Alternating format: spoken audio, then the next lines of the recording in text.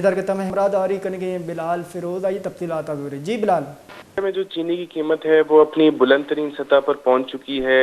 اور جو ہے فی الوقت کوئٹہ کی چینی کی جو فی کلو قیمت ہے اس میں 15 روپے کا اضافہ کر دیا گیا ہے، جس کے بعد جو ہے کوئٹہ میں فی کلو چینی کی قیمت 205 روپے تک جا پہنچی ہے، جبکہ جو نواحی علاقے ہیں وہاں پر 220 روپے سے لے کر 230 روپے میں بھی جو ہے فی کلو چینی فروخت کی جا رہی ہے۔ اس ہفتے کے دوران جو ہے چینی کی فی کلو قیمت میں 35 روپے کا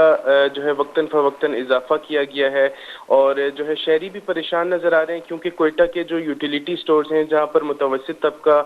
جو ہے جا کر خریداری کرتا ہے وہاں پر جو ہے چینی دستیاب ہی نہیں ہے، جبکہ جو دیگر دکانیں ہیں ان پر جو ہے پرائس کنٹرول جو ہے نہیں کی جا رہی، اور پرائس کنٹرول کمیٹیاں اور ضلعی انتظامیہ جو ہے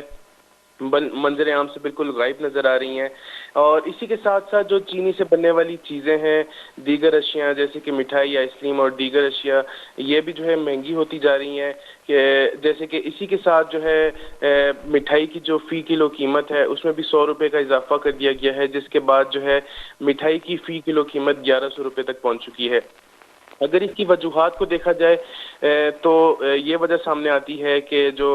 کوئٹہ کی جو چینی ہے وہ افغانستان اور دوسرے ممالک میں جو ہے اسمگل کی جا رہی ہے،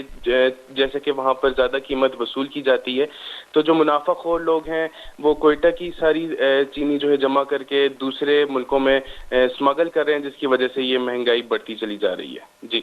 آئی گوش گئیں کہ یک سیر شکرت